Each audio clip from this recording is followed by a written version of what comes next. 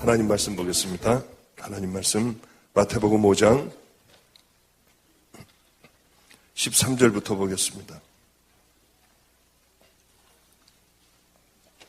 마태복음 5장 13절부터 16절까지 보겠습니다. 제가 봉독하겠습니다. 너희는 세상의 소금이니 소금이 만일 그 맛을 잃으면 무엇으로 짜게 하리요? 후에는 아무 쓸데없어 다만 밖에 버리워 사람에게 밟힐 뿐이니라. 너희는 세상의 빛이라.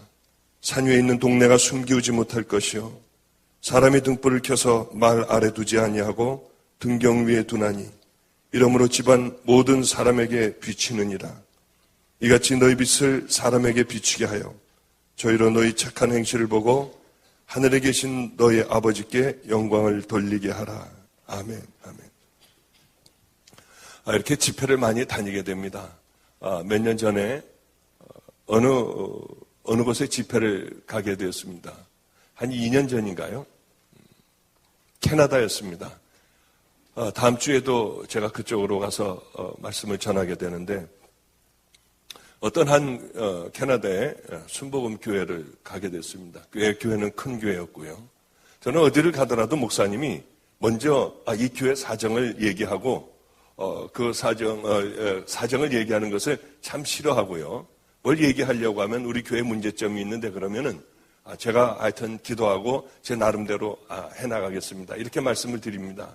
왜냐하면 미리 그 교회의 사정을 알게 되면 자꾸 그쪽으로 초점이 맞추게 되니 성령님께서 함께하여 주시는 그 말씀을 어쩌면 빗나가게 할 수 있거든요. 어제도 참 특별한 날이었습니다.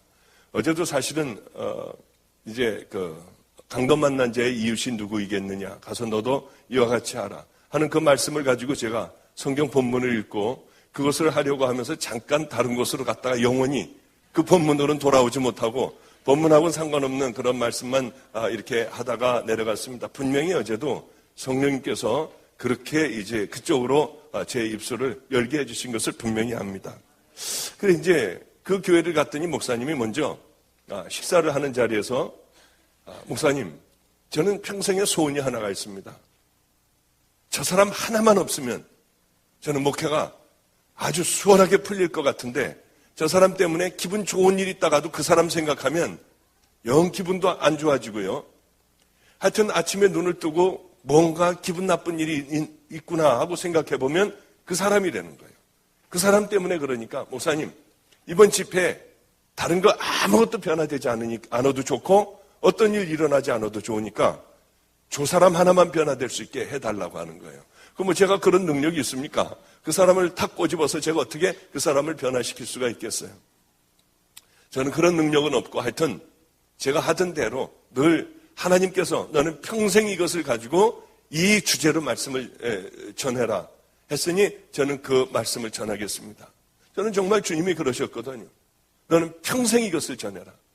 많은 크리스찬들이 수많은 종들이 다 지옥으로 가고 있으니 너는 그들의 신앙과 믿음을 스스로 꺼내보며 내 신앙과 믿음이 과연 천국 가는 믿음인가 지옥 갈 믿음인가 스스로 깨닫고 선택하게 하여 좁은 길로 들어가고 진정한 믿음이 무엇인가를 늘 가르치게 해라. 가르쳐라. 그 말씀을 해서 저는 지금까지 죽도록 하라고 해서 지금까지 이렇게 왔거든요. 저는 사실 제일 부러운 게 있습니다. 우리 아이들을 보면서 제일 부럽습니다. 왜냐하면 이 아이들은 젊은 날에 그 모든 삶들을 하나님 앞에 바치니까요. 저는 근 40년 가까이를 그냥 세상적인 삶을 살다가 나머지 후반부에 찌끄러기 인생을 하나님 앞에 드린다는 게 너무나도 죄송했어요. 주님은 제게 이렇게 말씀하셨습니다. 내 남은 삶을 다 그렇게 죽도록 충성해라. 그래서 저는 사실 1년에 한 주라도 두 주라도 쉬고 싶지만은 그러지 못하고 지금까지 그렇게 살아왔습니다. 이제 거기 가서도 이제 그 말씀 때문에 참 신경이 많이 쓰이면서 자꾸 설교를 하면서도 머리가 하얀 그분을 자꾸 쳐다보게 되는 거예요. 이렇게요. 저분이 은혜를 받나 안 받나. 그런데 은혜 받기는커녕 조금도 은혜를 받지 못하는 거예요. 이 할아버지는 어떤 할아버지냐면 아내하고 함께 사는데요. 성격이 굉장히 괴팍해서 지팡이를 짚고 교회를 나온답니다. 그래가지고 자기 마음에 안 들면 지팡이로 부인을 패는 거예요. 사람들 많은 데서요. 그리고 막 다 이런 데도 막 다 때리고 이런 데도 다 깨때리고 하는 거예요. 그러니 목사님에 대하여는 이 자기가 옳다고 생각하는 것에 대하여 얼마나 주장을 하겠습니까? 그래 도무지 이게 교회가 잔잔할 날이 없는 겁니다. 그리고 월요일 날도 이렇게 실검일검 봐도 변화받지 않는 것 같고요. 화요일 날도 그렇고 수요일 날 이제 마지막 날이 금요일, 토요일, 주일이었는데 주일날 오전까지도 변화된 조금도 조짐이 안 보이는 거예요. 딱 이렇게 하고 눈 감고 그냥 가만히 있고요. 너무나도 감사하게 이제 거의 끝 무렵에 이분이 울기 시작을 했어요. 얼마나 하나님 앞에 감사했는지요.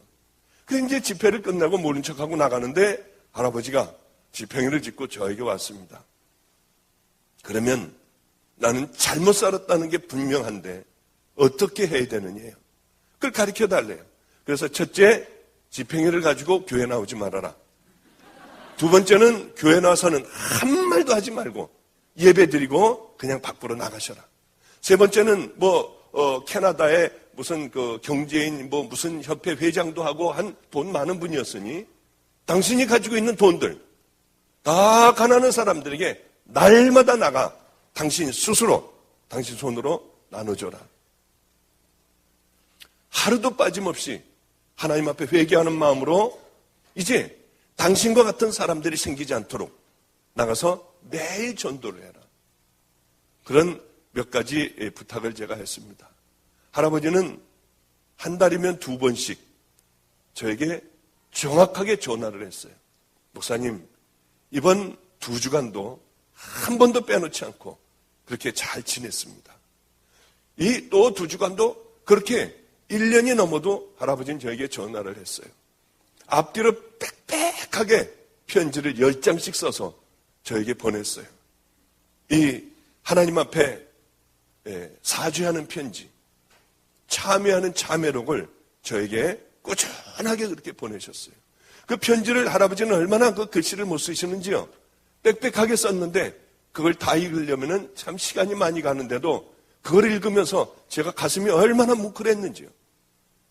정말로 집회를 다니는 맛이 나는 거예요. 맛이요.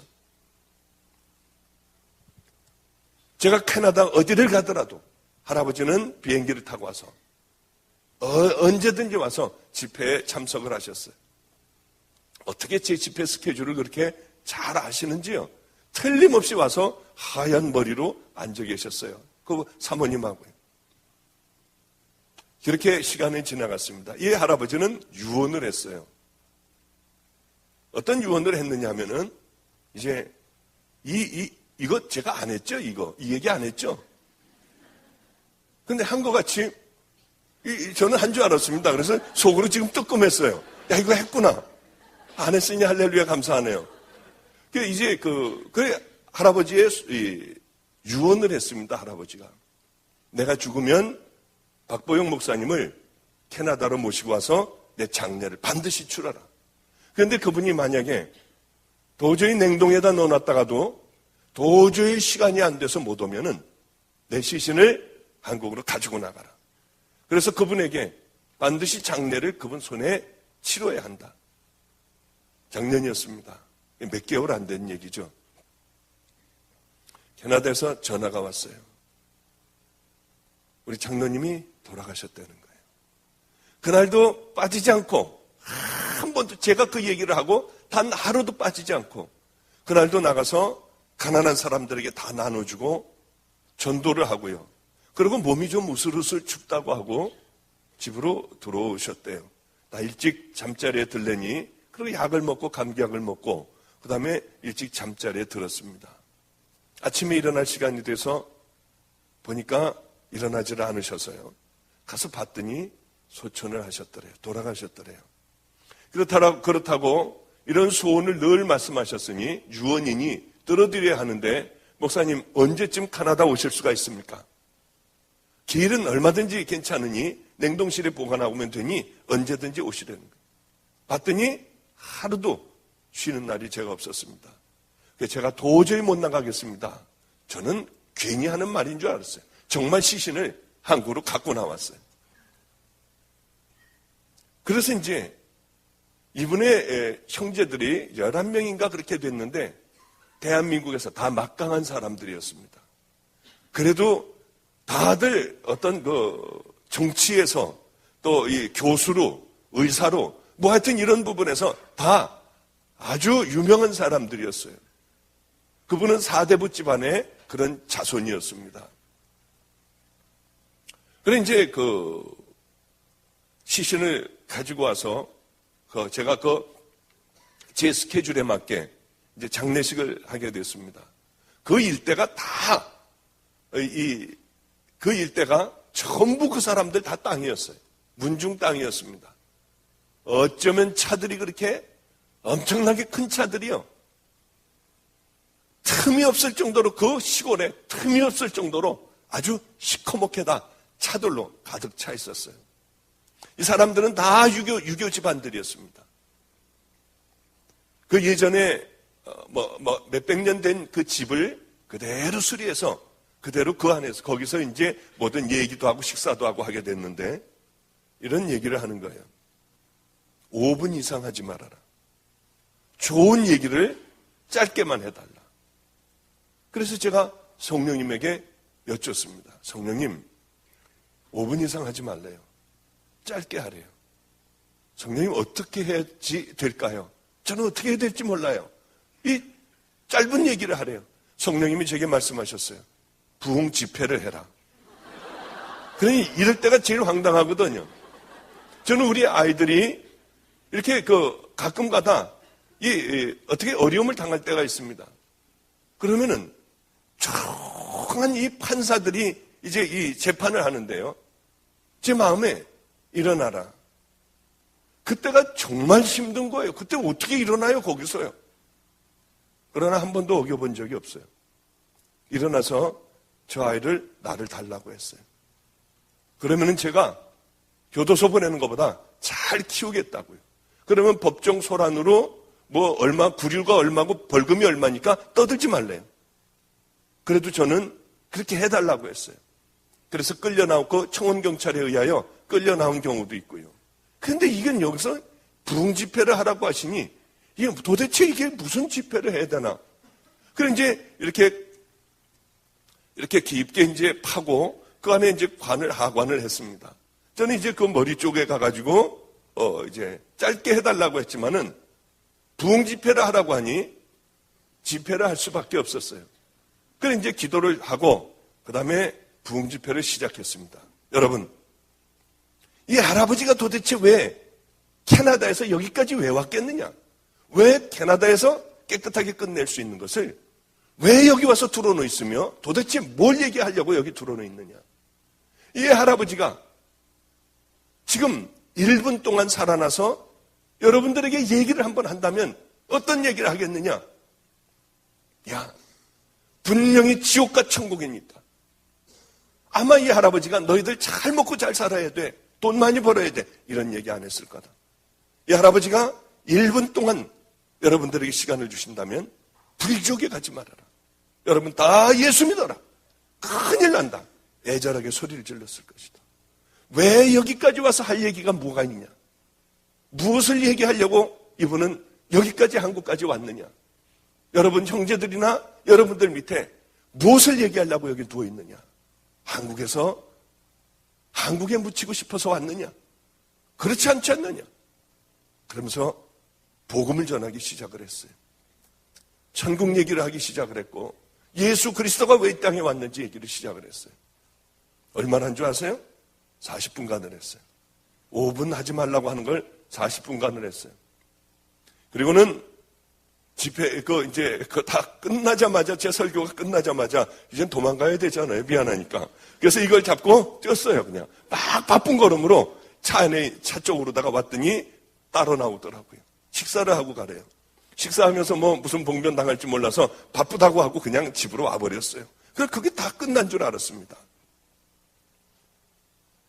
월요일 날쯤 됐을 거예요. 그 부인 되시는 분이, 이번에도 캐나다 가서 제가 만나기로 했습니다마는, 그 부인 되시는 분이 이런 얘기를 하대요. 기적이 일어났대요.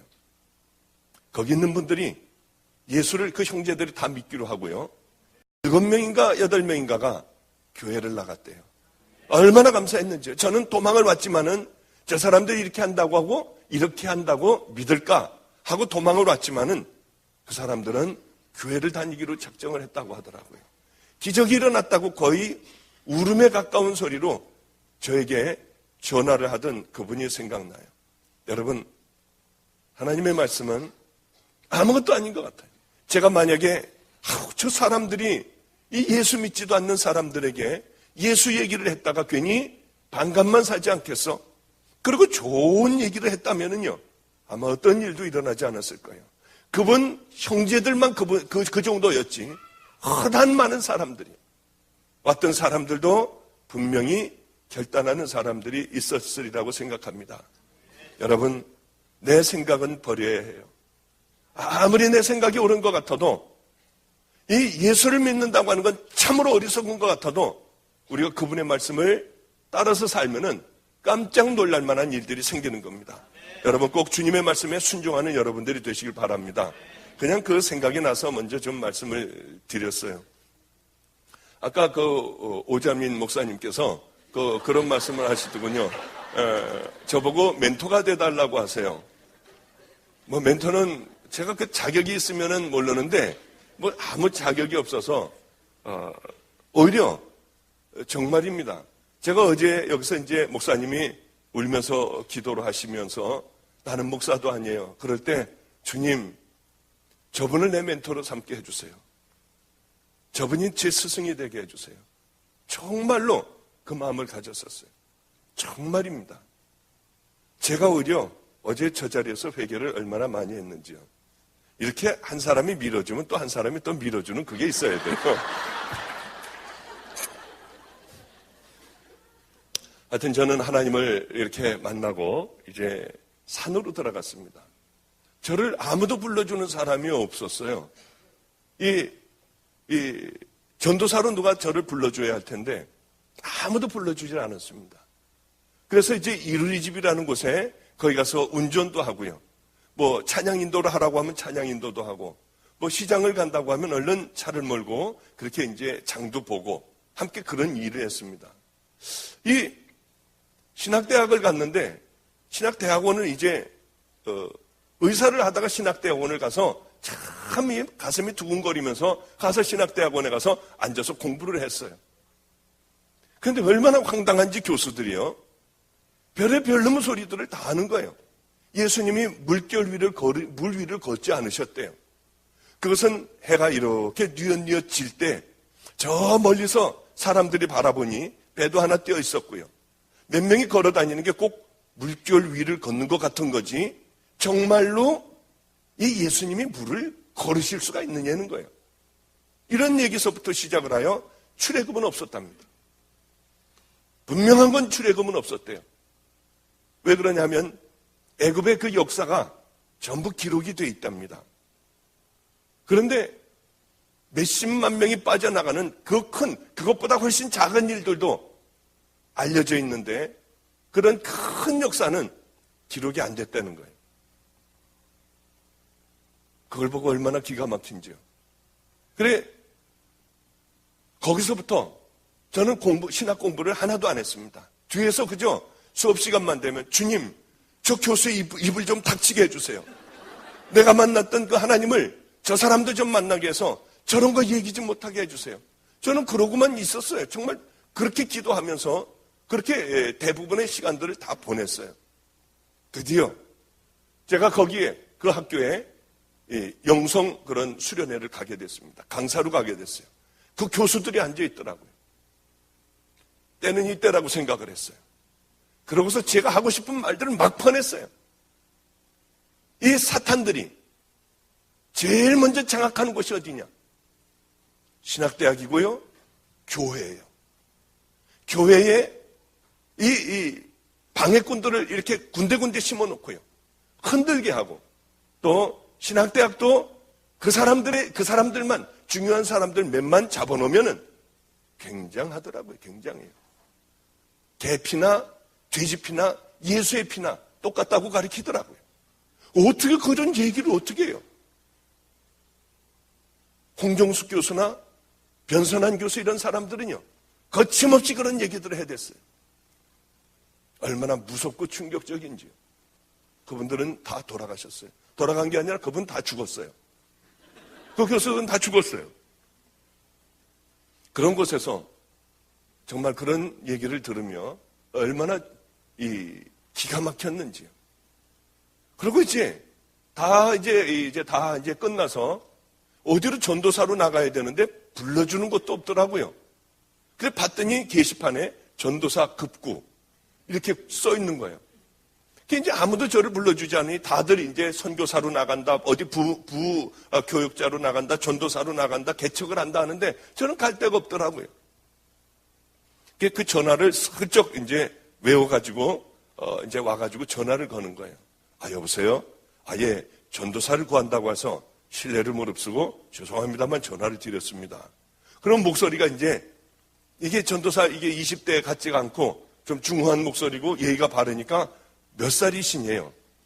참 40 몇 살입니다. 그러면은 우리 담임 목사님보다 더 나이가 많아서 안 되겠다고 그래요. 그 다음에 이제 또 이렇게 보면 또 하나가 걸려 있어요. 이번에는 좀 목소리를 발랄하게 해야겠다 하고, 여보세요? 예, 거기 전도사 구하신다고요? 그러고서 이제 오라고 하면은 이력서를 써갖고 오라고 그래서 이력서를 쓰면은 세상 이력서는 쫙 쓸 수가 있는데 이 하나님 나라에 와가지고 이 이력서는 졸업 예정, 대학원 졸업 예정, 이거 하나밖에는 아무것도 없는 거예요. 그래서 이제 그거 하나만 달랑 써가지고, 다른 거 아무것도 쓸 거 없고 그거 하나만 달랑 써가지고, 나이는 이제 잔뜩 먹어서 그 나이를 집어넣고요. 그리고 그걸 갖다 주면은 한심하듯이 봐요. 세상에서 방황하셨군요. 나중에 하나님을 만나셨군요. 이거 놓고 가래요. 집에다가 전화해 줄 테니까. 아무리 전화를 기다려도 전화는 오지 않았어요. 이르리 집이라고 하는 곳에서 운전을 하고 그냥 이런저런 일을 하고요. 참 마음 아픈 일도 많았습니다만은 열심히 거기서 일했어요. 열심히 나름대로 일했어요. 그러고 있다가 거기서도 쫓겨나게 됐어요. 거기서도 쫓겨나서 산으로 들어갔습니다. 산으로 들어가서 2년 동안 성경 보고 마을하고 뚝 떨어져 있는 애장터, 애들이 죽으면 묻는 그곳에 반잣집이 하나가 있었습니다. 그곳에 들어가서 2년 동안 성경을 읽고 이제 열심히 기도를 했어요. 성경을 읽고 또 읽고 읽고 또 읽고 했어요. 새벽에 일어나서 이제 눈을 뜨고 성경을 읽기 시작하면 밤이 되면은 이제 모든 것들이 한 번이 끝나요. 다 한 번 끝나게 돼요. 그 신약을 하루에 한 번씩 읽는 거예요. 읽고 읽고 또 읽고 2년 동안 읽고 기도하다가 보니 성경이요, 이 2글자로 줄여졌습니다. 어디 이 교회에 얼마나 실력이 있는가 볼까요? 2글자로 성경이 줄여졌어요. 뭐겠습니까? 예수, 또 사랑입니다. 맞아요. 예수도 맞고 사랑도 맞는데 사랑이 더 맞습니다. 사랑의 얘기였어요. 너는 마음을 다하고 힘을 다하고 목숨을 다하고 뜻을 다해서 내 하나님 여호와 하나님을 사랑하라. 내 이웃을 내 몸과 같이 사랑하라. 하나님이 우리를 사랑하신 얘기와 너희들도 나를 사랑하고 내 이웃을 사랑하라. 이웃 사랑하면은 그것이 하나님 사랑하는 바로 증거인 것이죠. 저는 그것을 들고 가슴 두근거리면서 개척교회를 조그만 데로 했습니다. 돈이 없어서 그렇게 어디에 그 돈을 가지고는 얻을 수가 없었어요. 무려 2-3달 동안을 돌아다니다가 우범지역이라고 하는 곳이 있습니다. 범죄가 많이 일어나는, 특별히 학생들의 범죄가 많이 일어나는 그곳에 저는 개척을 하게 됐어요. 그저 이 까만 거 이만큼 되나요? 요만한데 강대상을 놓고 의자 몇 개를 놓고 저는 개척을 했어요. 하나님을 처음 만났을 때 너는 내가 큰 종으로 삼으리라. 저는 그거 하나만 바라보고 왔어요. 큰 종을 삼아주겠다고요. 그래, 이 조 다윗 목사님은 아무것도 아니야. 그래, 이 사람도 아무것도 아니야. 아마 나는 세계를 다니는 엄청난 목사가 될 거야. 그리고 개척을 하면 구름대같이 사람들이 몰려들 줄 알았어요. 그리고 지나다니는 사람들이 제가 배가 고프면 돈도 갖다 놓고 쌀도 갖다 놓고 하나님이 알아서 다 해주실 줄 알았어요. 그리고 이제 개척이 시작이 됐는데 기적이 일어났습니다. 어떤 기적이냐면 하나도 안 오는 거예요, 사람들이. 그럴 리가 없어요. 저는 새벽 3시에 일어나서 낮 12시까지 9시간을 새벽 기도를 했어요. 그리고 밥 먹을 게 없으니까 나가서 전도지를 갖고 나가서 전도를 했어요. 전도하고 노숙자들하고 함께 살았어요. 그리고는 집에 들어와서 또 기도를 하는 거예요. 성경 말씀 보고요. 그게 제 삶의 전부였습니다. 그런데 그렇게 아무리 해도 교인은 안 오는 거예요. 3달을 했어요. 아무도 안 와요. 6개월을 했어요. 아무도 안 와요. 1년을 했어요. 그쯤 되니까 이제 누가 들어올까 봐 창피한 거예요. 혼자서 이제 다 같이 사도신경으로 신앙 고백하겠습니다. 뭐 이러고 있는데 누가 들어올까 봐 창피한 거예요. 1년 정도쯤 지나니까 이제 아주 습관이 붙었어요. 뭐 주님 이 뜨거운 마음도 없고요. 그냥 이제 자연적으로 자동적으로 올라가면 혼자 하고 대충 시간 되면 내려와가지고 좌절하고 이제 절망하고 들어놓 있고요. 1년이 가도 한 명이 안 오니 안 그렇겠습니까? 우리 교회는 골목에서 골목으로 들어와야지. 또 그 교회 앞에 와도 교회 있는지 몰라요. 위로 이렇게 쳐다봐야지. 아, 여기가 교회가 있구나. 이런 곳이니 여기 누가 오겠습니까? 참 기가 막혔어요. 그러다가 어떤 한 분이 비가 오는 날에 여자아이를 데리고 하나를 업고 애기 엄마가 들어왔습니다. 얼마나 가슴이 뛰는지요. 주일날 11시 예배를 드릴 때였어요. 야, 이거 어떻게 하지? 설교는 무슨 설교를 준비해요? 아무도 없는데 무슨 설교를 준비해요? 그냥 와가지고 그냥 되든 안 되든 이런 소리, 저 혼자니까 저런 소리 하다가 끝내버리는 거예요. 그런데 이 사람이 하나가 들어왔는데 가슴이 뛰기 시작을 하는데요. 큰일 났더라고요. 또 뒤에는 앉아있으면 몰라도 거의 앞쪽으로 와서 앉아있는데 하나님, 나 이건 무슨 말을 해요? 어떻게 해요? 횡설수설하는데 다행히 그 사람은 설교를 안 듣고 있었습니다. 애기 기저귀를 갈고 있더라고요. 그리고 애가 뛰어돌아다니면 돌아다니지 못하게 하고요. 하여튼 한 5분, 7분 정도 설교를 얼른 마치고 기도를 하는데 부시럭부시럭 꺼드리니 나가버렸어요. 하나님, 내게 양을 주셔서 감사해요. 그리고 그 다음 주일 돼가지고 이제 위에서 2층에서 설교 준비고 뭐고 열심히 했죠. 설교 준비를요. 거울 보고 또 열심히 연습하고요. 이 사람 오면 이제 마음을 확 뺏어야겠다고 하는 그런 생각을 하고 이 10시 반서부터 위에서 이 사람이 오나 안 오나 지켜보는 겁니다. 11시가 돼요. 예배 시간이 돼요. 11시 5분이 돼요. 아, 이제 조금 있으면 올 거야. 애 때문에 아직 늦어서 아직 못 올 거야. 11시 반이 돼요. 1시간 동안을 예배도 안 드리고 그 사람 오나 안 오나만 바라보고 있는 거예요. 그러다가 11시 반이 되고 40분이 되면은 이제 예배도 안 드려야지. 들어넣어서 기가 막혀 있는 거예요. 왜냐하면 기대가 컸어요, 저는. 그런데 한 명도 안 들어오는 겁니다. 한 명도요. 아니, 한 명이라도 누가 앉아있어야지 설교할 준비라도 하고 그러지 않습니까? 그 다음 주일도 또 들여다봐도 또 안 와요. 아, 이 사람은 그래, 설교를 그렇게 하는데 누가 여기 오겠어. 그런데 이상하게 비 오는 날만 되면 여지없이 그분들이 찾아왔습니다. 왜 그러냐면 건질이라고 하는 곳에 교회를 다녔는데 뭐니까요? 비가 오니까 바로 앞에 안성초등학교 후문 옆에 혜태유업집이라고 있었습니다. 아주 영세하게 그 우유를 배달하는 분이었어요. 교회가 뭐니까 우리 바로 앞에 있는 교회로다가 온 겁니다. 이분이 한 번, 두 번 오다가 나중에는 우리 교인이 됐어요. 처음으로 그 교인을 맞은 거예요. 그런데 이 양반이 저는 우유를 먹으면 속이 그렇게 설사를 잘해요.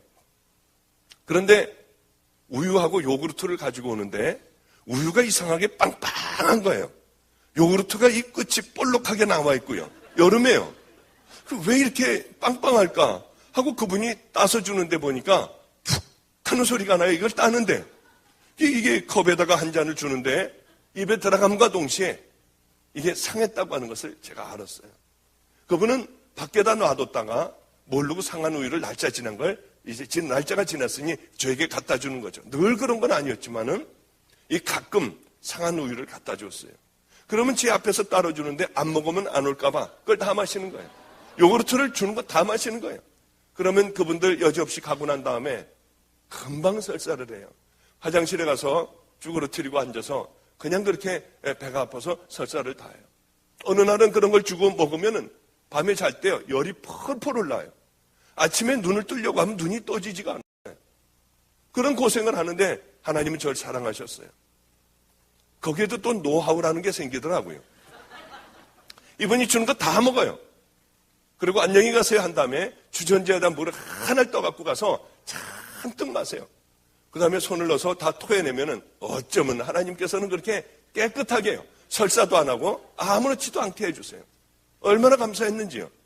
그런 날들이 이렇게 지나가며 어느 날은 한 3주 정도가 이분들이 보이질 않았습니다. 우리 교회에서 한 150m, 200m 떨어진 비봉산 그 밑에 독서실 밑에 이 교회가 하나가 순복음 교회가 하나가 지하실에 생겼습니다. 아니 여긴 되지도 않는 데인데 여기 도대체 왜 와가지고 여기에서 무슨 교회를 하지? 아이고 저 사람도 참 힘들겠다 하고 그날은 이제 나가서 전도를 하고 그 골목길이 있는데 그 안법고등학교 있는 쪽으로 해서 쭉 내려오면 거기가 마주 보여요. 그 교회가 마주 보입니다. 그래 이제 수요일 날이었는데 빨리 가서 예배 준비하고 예배를 드려야지 하는데요. 이 혜태 유업집 아줌마가 한복을 입고 띠를 띠고요. 거기서 교인들을 막고 있었어요. 얼마나 충격이었는지요, 정말. 그때같이 충격이 저에게는 없었어요. 그 상한 우유 주는 것도 다 먹었고요. 그 많은 날들을 그렇게 힘들게 지냈는데 그 교회가 생겼다고 또 거기를 등록을 한 거예요. 얼마나 힘들었는지요. 그분이 저를 보면 미안해할까봐 일부러 저쪽으로 돌아서요. 그리고 몰래 교회로 들어갔어요. 저한테 막 침을 뱉었어요. 너는 얼마나 더러운 자인지. 하나님이 그 사람도 너 안 주시잖아. 너 왜 전도하다가 그 짧은 치마 입은 사람 왜 그 치마 쳐다봤어? 너한테 하나님께서 너같이 음란한 애에게 너에게 저 양을 줄 수가 없어. 하나님 앞에 엎드려서 얼마나 울면서 회개했는지요. 주님, 제가 그걸 봤어요. 잘못했어요. 용서해 주세요. 하여튼 적은 죄라도 그것을 붙들고 그렇게 우는 귀한 시간들이었습니다. 이제 겨울이 다가왔어요. 겨울은 물을 이렇게 떠놓으면은 이 물이 땡땡 얼어요. 안성은 왜 그렇게 추운지요? 얼마나 추운지요? 그래 이제 늘 밖에 나가는 옷이나 안에서 자는 옷이나 늘 동일했어요. 얼마나 춥게 지내는지. 근데 다리 잘라진 그 전도사님이라는 분이 한 번은 들렸습니다. 그렇게 야속했어요. 왜 나를 도와주지 않을까? 왜 쌀을 좀 한 포대라도 사주지 않을까? 나중에 한 일이지만 하나님이 버리라고 했대요. 철저하게 버려라. 내가 훈련시키는 중이니 너는 간섭을 하지 말아라. 그런데 와서 보니 제가 떨고 있으니 이러다가 죽겠네요. 저보고 이러다 죽겠대요. 그리고 이제 이 연립주택 그 아파트를 옥산 주공 아파트라고 하는 10평짜리 아파트를 방 하나를 빌려줬습니다. 그래서 저는 추워서 죽을 지경이 되면 그 방에 가서 자래요. 그런데 그 아파트는 점점 무너지는 아파트였어요. 내려앉는 거예요. 아주 위험한 곳이라서 사람들이 별로 살지도 않았습니다. 그래서 방 하나를 빌려줬지만 10평짜리 아파트를 다 쓸 수가 있었어요. 그날도 겨울이 되어 굉장히 추웠습니다. 새벽 1시가 되니 얼어 죽겠구나 하는 생각이 들어서 그래 옥산주공 아파트 406호가 있지 하고 이제 그 아파트로 죽지 않으려고 그 아파트로 이제 찾아갔어요. 새벽 1시쯤 됐을 겁니다. 근데 불이 켜져 있어요, 아파트에. 아무도 그것을 아는 사람은 없었어요. 저 하나밖에는 몰랐어요. 그 아파트를 가서 이제 그 아파트는 안에서 이렇게 고리로 잠궈 놓으면은 요만큼 밖에는 열리질 않아요, 밖에서요. 살살 조금은 열어봤어요. 아니 도대체 누가 와 있나 하고 봤더니 강도가 3명이 들어와 있었어요. 머리를 노랗게 물들인 그 강도가 3이 들어와 있었어요. 얼마나 깜짝 놀랐는지요. 그래 이제 저는 그러면서도 얼마나 고마웠는지 몰라요. 이 영혼들이 불쌍해서 영혼들을 위하여 구원시키겠다는 게 아니라, 야, 이놈들을 잡아다가 우리 교회에다가 놓으면은, 그래, 우리 교인 만들면 좋겠다는 생각으로 저는 너무 좋았어요. 그래서 이 어리석게도 문을 이렇게 요만큼 열고요. 니네들 문 빨리 열어.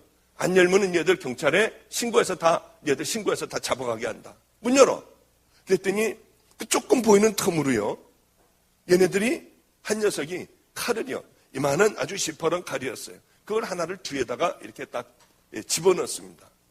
또 효선이라 하는 아이가 하나가 있는데 걔는 아예 왼쪽에 가죽으로 만든 그런 칼집이 하나가 있었어요. 그래 그것을 이렇게 풀러놨습니다.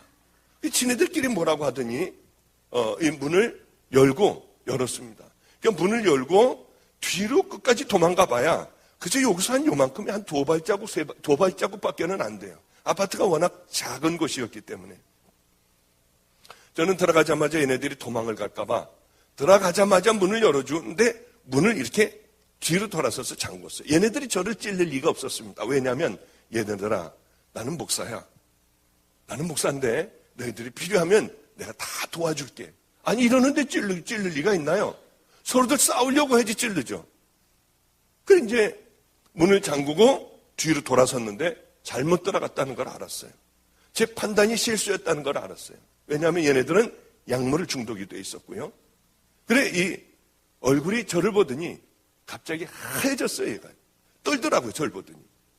그랬더니 이 칼을 이렇게 빼더니 이렇게 잡았어요.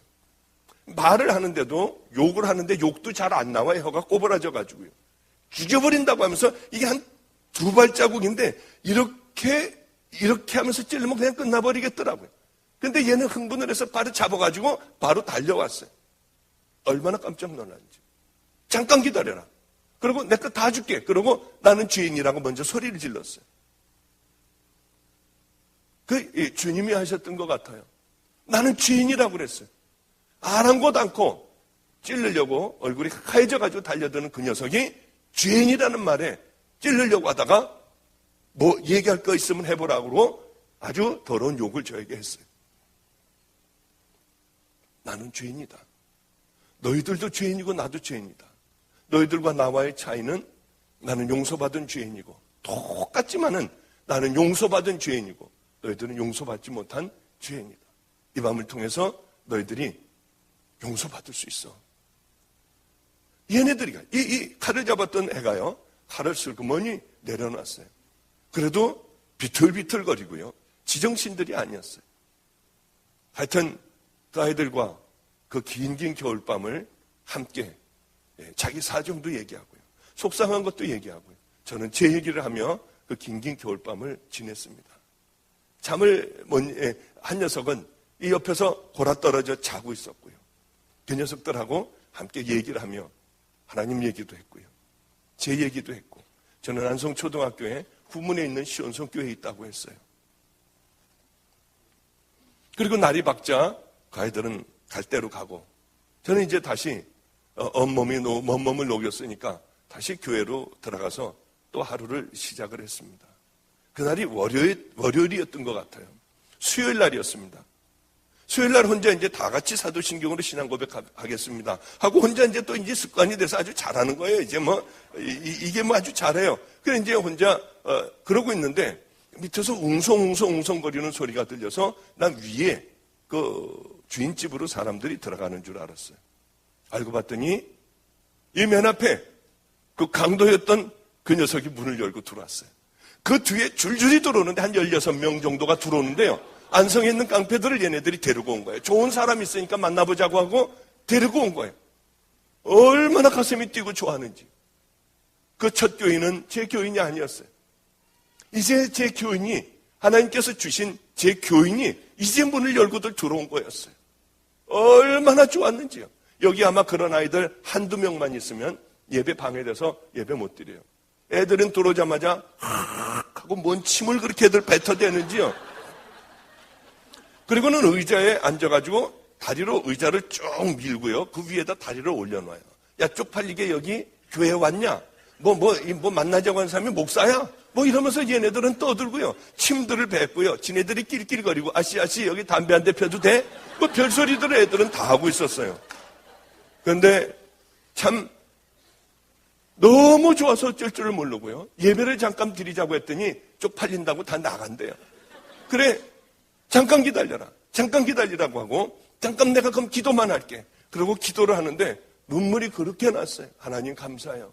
내게 이 양들을 주셔서 감사해야 하는데 제가 목을 떨며 울었어요. 얘들이 조용해졌어요. 갑자기. 떠들던 아이들이 아니 멀쩡하게 생긴 사람이 울고 있으니까 울면서 울먹울먹 하며 얘기하는데 지네들도 감동이 됐던 모양이에요. 조용해졌어요.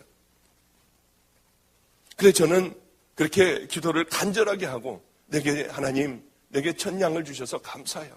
제가 생명을 다하여 정말 열심히 돌볼게요. 그런 기도를 했어요. 애들이 조용해져서 몇 마디를 복음을 전했습니다. 예수님이 왜 이 땅에 오셨는가 그것을 전했어요. 그리고 이제 예배가 끝나고 너희들이 이제 어려우면은 나를 찾아와라.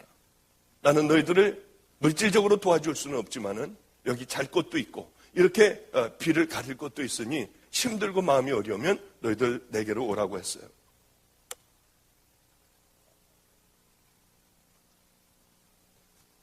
그 아이들은 어려울 때 저를 찾아왔고요. 또 누가 교도소를 갔다고 하면 저는 열심히 그 아이들을 찾아다니면서 이 교도소에서 말씀을 전했습니다. 나중에는 아주 교도소마다 제가 유명한 사람이 되었죠. 또 이 아이가 그냥 택시를 푹 찔러버렸어요. 그러고서 달려갔어요. 그럼 또 거기를 찾아가가지고 열심히 기도해주고요. 대한민국에 아마 제주도만 빼놓고 제가 교도소 안 가본 데는 없어요. 그러면서 저는 이렇게 그 아이들하고 친해졌습니다. 저는 늘 기도하는 게 있어요. 기도의 제목이요. 그 기도의 제목도 여러분들 꼭 좀 제가 생각나면 기도해 주시기 바랍니다. 큰 집회를 가도요. 유명한 집회를 가도 그때 그 깡패 애들 16명을 놓고 기도하고 말씀 전하던 그 감격에 반도 안 되는 거예요. 제 기도의 제목은 주님, 그 아이들을 놓고 제가 하나님 앞에 기도하고 말씀을 전했던 그 감동을 제게 주세요. 전 그 기도의 제목이 그것이 유일한 기도의 제목이기도 해요. 제가 생각나면 저 목사님 가는 곳마다 그 아이들을 놓고 처음 만나 기도하던 그때의 그 믿음을 회복하게 해주세요. 여러분 기도 좀 해주시기 바랍니다. 믿음이라고 하는 것은 세월이 지나면 희미해지는 모양이에요. 그렇게 뜨거웠던 마음도 희미해지는 것 같아서 안타까워요. 여러분 첫사랑과 첫 믿음이 희미해집니까? 걱정하지 마세요. 그러나 한 가지 분명한 것은 주님 붙들고 우리들이 주님이 싫어할 그것들과 싸우며 살아가면은 여러분 우리는 안전하게 하나님 나라에 들어갈 수 있는 믿음의 자녀들이 됩니다. 하여튼 그러면서 그 아이들과 이렇게 사역을 시작을 했어요. 길거리 다니면서 버려진 애들이 있으면은 업고 오고 깨끗하게 씻어주고요. 한글을 모르는 애들이 있으면 기역, 니은, 디귿, 가르쳐주고요. 그래 이 아이들이 한글도 깨우치고요. 그러나 너무 배가 고팠어요.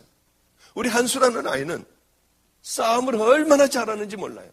이 초등학교 한 6학년 정도의 5학년, 6학년의 마른 애 정도의 그런 몸집에 이 아이가 싸움을 얼마나 잘하는지요.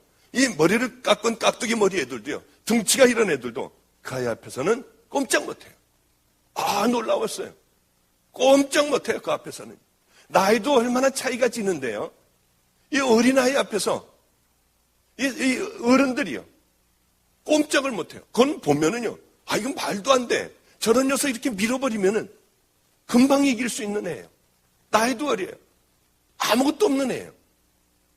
저는 그 아이의 유명한 얘기를 들었습니다. 하나님 한수를 만나게 해주세요.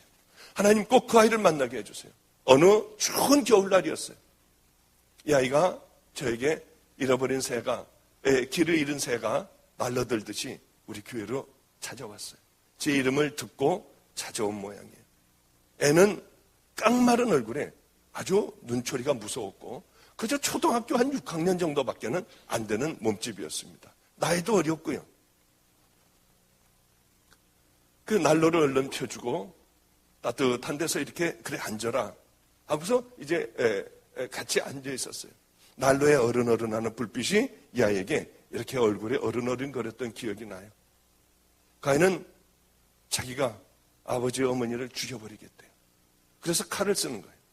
늘 칼을 몸에 지니고 다녀요. 얼마나 칼을 잘 쓰는지 몰라요, 어린아이가. 그래 장려촌에서 기둥서방들 이 삼촌이라고 그러고 누나라고 하며 아줌마라고 하며 이 아이는 그렇게 자라났어요. 하여튼 그 아이의 사정을 다 얘기할 수는 없고 온몸에 이 배터리로 전기로 배터리로 전기로 튀겨가지고요. 고문을 당해서 아버지에게 고문을 당하여 전신이 다 그렇게 이런 상처와 이런 것으로 되어 있었어요. 죽여버리겠대요. 의붓 아버지, 깡패인 의붓 아버지, 청주에서 앞에 나가서 행동대장 나가서 직접 싸우는 애들이요. 그 사람이었어요. 가야하고 함께 한 번은 이제 차를 타고 우리 교회로다가 주차를 좀 시키려고 하는데 깡패들이요. 이렇게 길을 막고 있었어요. 그래서 제가 이 녀석들 왜 길을 막고 있어? 그러고 빵빵했거든요. 근데 얘들 비켜. 그랬더니 담배를 이렇게 피면서 욕을 막 하는 거예요. 그래서 야 비켜 니네들. 화가 나가지고요. 저도 이제 화가 나더라고요. 애들이 비키지 않고 길을 막고 있으니까 싸우자고 하는 건지 뭔지요. 모르겠더라고요. 그래서 얘들 비켜라 비켜 절로. 그래도 안 비켜서 그러면서 욕을 막 해서 저런 못된 녀석들이 어디 있니? 그랬더니 이 요만한 그 한수라는 애가 잠깐 기다리세요. 그랬더니 나가더라고요. 나가더니 가서 뭐라고 하니까 후닥닥닥 두 명이 도망가고 한 놈은 그 앞에서 다 큰 녀석들이 머리를 숙이고 있었어요. 그게 이상해가지고 뭐라고 하더니 와가지고 죄송하다고 하더니 90도로다가 꾹꾹 인사를 하더니 애들이 가버렸습니다. 너 쟤네들 아는 애들이니? 모르는 애들이래요. 그럼 네가 뭐라고 그랬는데 쟤네들이 저렇게 도망을 가니? 나 한수다. 그랬더니 도망을 가더래요. 제가 들어와서 물어봤습니다. 왜 애들이 너를 무서워하니? 그랬더니요. 놀랄만한 얘기를 했어요. 자기는 싸움을 한대요. 싸움을 하면은 자기는 생명을 걸고 한대요. 그리고 싸움을 즐긴다고 그래요. 즐기고 생명을 건다. 지가 어디서 맞으면은요, 얘는 칼을 갖고 있다가 뒤에 가서 언제고 가만히 보고 있다가 방심하고 뒤에 길을 가르칠 때 그냥 갖다 막 찌르는 거예요. 아무도 얘를 건드리는 애가 없었어요. 얘를 건드리면 자기는 죽는 거니까요. 방심하고 있을 때 죽는 거니까요. 그 아이 얘기를 듣고 제가 이 고난의 현장에서 그래, 이 고난을 즐겨야겠구나. 이것이 어려움이 아니라 하나님께서 내게 주시는 거니 즐겨야겠다고 생각을 하고 생각이 바뀌어졌어요. 한낱 깡패 녀석도 양아치 녀석도 하찮은 일에 생명을 거는데 나는 이 하나님의 종으로서 엄청난 이 귀한 진리를 가지고 생명을 못 걸고 있는 거예요. 부끄러워하고 과감하지 못하고요. 얘네들은 아무것도 아닌 일에 생명을 걸어요. 그래. 생명을 걸고 살아가야겠다. 내게 주시는 이 고난 언젠가는 끝나는 그날이 있으니 나도 이 고난을 즐겨야겠다. 어려움을 즐기려고 열심히 노력을 했던 그런 기억이 나요. 그렇게 이제 참 얼마나 힘들었는지요. 너무나도 힘들었어요. 노숙자가 있으면 그분을 데려다가 이제 우리 교회에서 매일 성경 공부를 가르치고요. 그래서 드디어 알코올에서 벗어나 이 양반을 가만히 얘기를 들어보니까 예전에 공부를 많이 했던 분이에요. 그런데 아내가 자꾸 예수를 믿자고 하는 거예요. 아주 참 행복한 삶을 살았던 분이에요. 이 부인이 권사님이라서 새벽마다 새벽 기도를 가는 거예요. 여보, 당신도 갑시다. 어느 날 같이 새벽 기도를 따라가고 같이 교회를 다니는 그런 삶을 살았어요. 그런데 새벽을 늘 가지는 못하니까 어느 날 자기는 새벽 기도를 못 가고 자고 있는데 경찰이 들어왔습니다. 아내가 새벽 기도에서 오다가 그만 차에 치여서 세상을 떠난 거예요. 그때서부터 이 교회라고 하면은 아주 이를 악물고요. 싫어하고 또돌이 생활을 하게 됐어요. 그래 이제 흘러들어 안성까지 와서 노숙자가 되어버리고 알코올 중독자가 되어 살아가고 있었던 그 할아버지였어요. 그분은 이제 거듭나게 됐습니다. 그분 이제 할아버지 하나님 잘 믿어서 분명히 할머니 어디 갔어요? 천국 갔지? 할아버지도 천국 가셔야 돼요. 이 할아버지는 한문을 잘 알았어요. 우리 아이들에게 칠판을 사다 놓고 한문을 가르쳤고요. 그때서부터 정신을 차리고 리어카에 박스를 줍는 할아버지가 됐습니다. 그러나 역시 자는 곳은 터미널에 있는 그 한대에서 잤어요. 어느 날 할아버지가 우리 자기네 집에 신방을 해달래요. 아니 이 할아버지가 집도 없는 할아버지인 거 내가 아는데 무슨 신방을 해달라고 그러지? 너무 행복했어요. 저에게는 첫 번째 신방이었어요. 얼마나 가슴이 떨리는지요. 그 할아버지 가시죠. 그래서 저는 터미널 그 공터에서 거기서 해달라고 그러는 줄 알았어요. 그랬더니 안성천이 흐르는 거기에 폐허가 하나가 있었습니다. 집이 다 쓰러져 가고 집 안에 들어가도 천장에서 하늘이 보이는 그런 집이었어요. 할아버지가 박수를 주시면서 온갖 잡동사니를 다 주워다 놨습니다. 웬만한 집에 있는 그 몽땅 다 있어요. 이 냉장고도 있고요.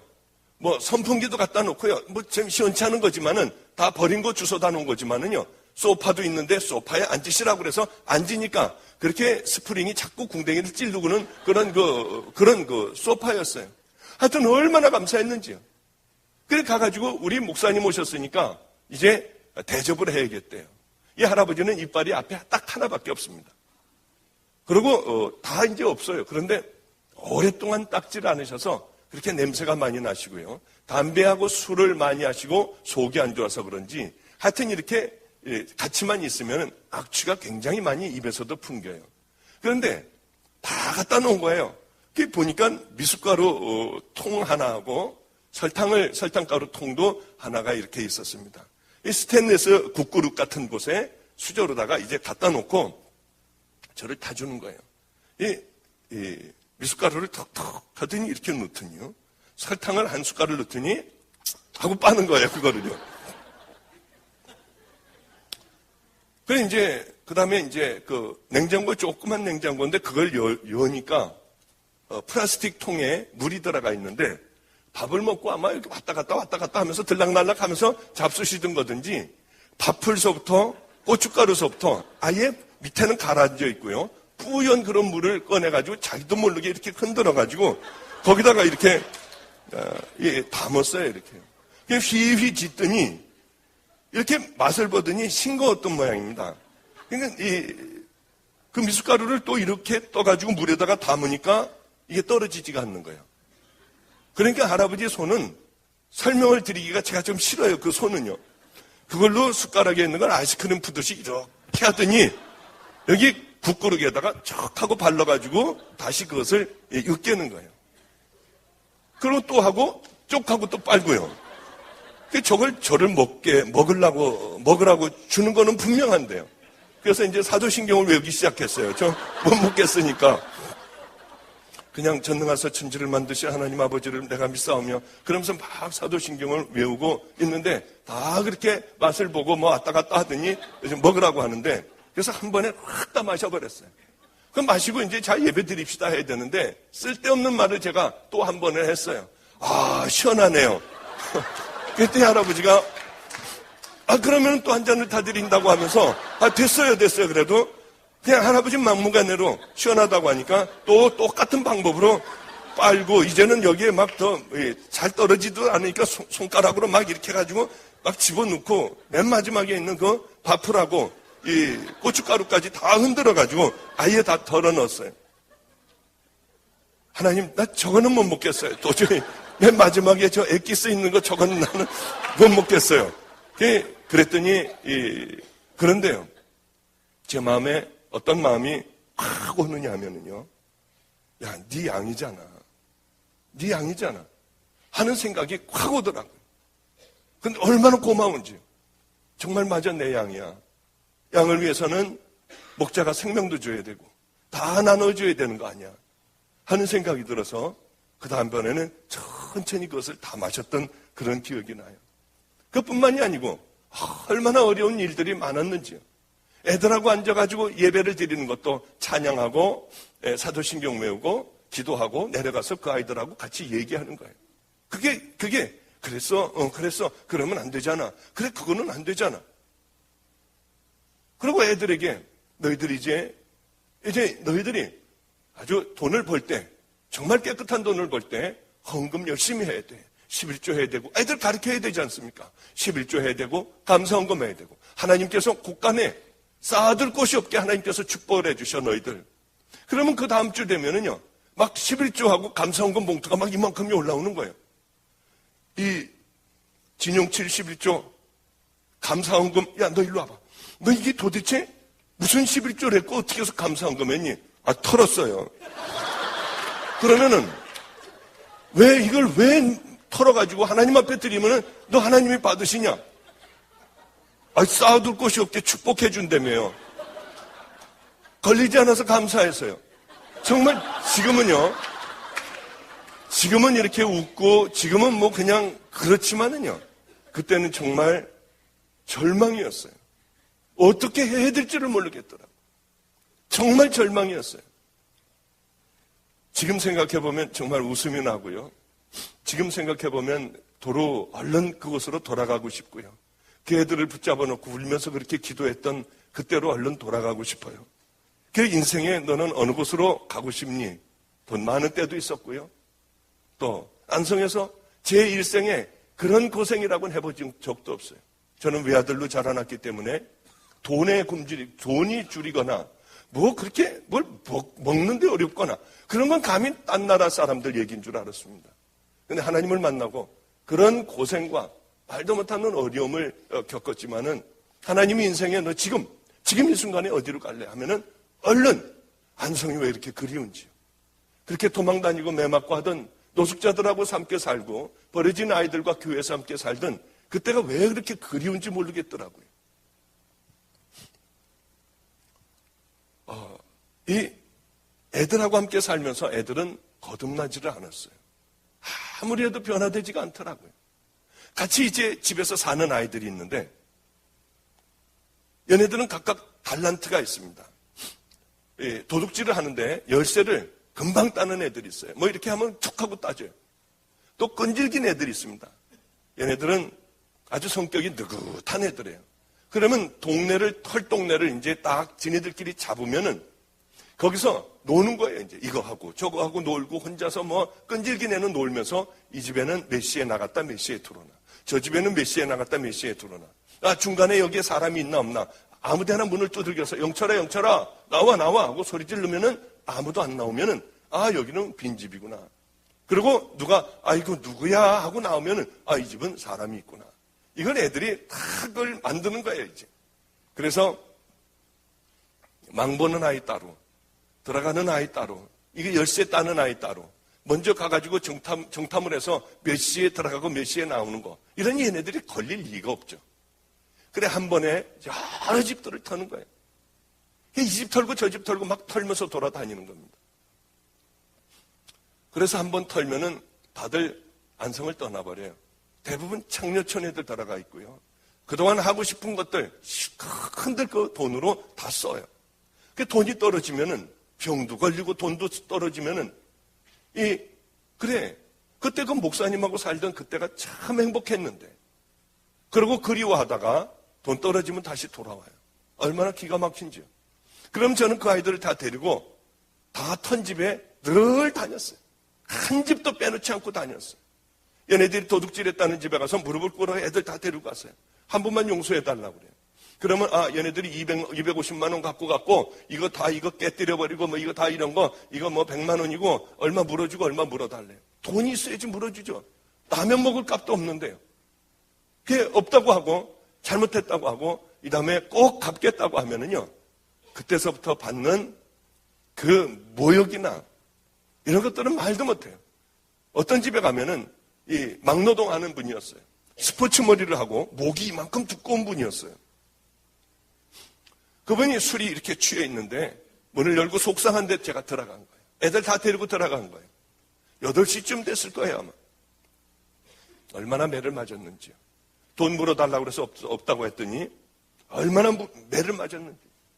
저도 얼마나 매를 맞았는지 몰라. 애들 무릎 꿇고 있으면 발로다가 막 차가지고 애들이 피투성이가 되고요. 얼마나 무서웠는지요. 그거를 새벽 1~2시까지 하는 거예요. 그걸 안 당해보면 모릅니다. 당해보면은요, 두렵고, 발로 차면은 쓰러져서 있고, 치욕스럽고요. 얼른 제자리에 가서, 나이가 이제 50이 된 나를 그렇게 매맞고요. 기가 막힌 거예요. 기가 막힌 거. 그러더라도 애들이 거듭나면은 좋아요. 다 치르고 나올 때 되면 지네들끼리 낄낄낄낄거리고 웃어요. 마음이 얼마나 무너지는지요. 그 다음 집에 또 가요. 그리고 오면은 또 잘 지내다가 이게 지겨운 거예요, 이게. 또 여자들하고 놀고 춤추고 술 먹고 하던 게 또 그리워지는 거예요. 또 그러면은 또 그 난리를 법석을 피고 또 한 차례를 그렇게 곤욕을 치르는 거예요.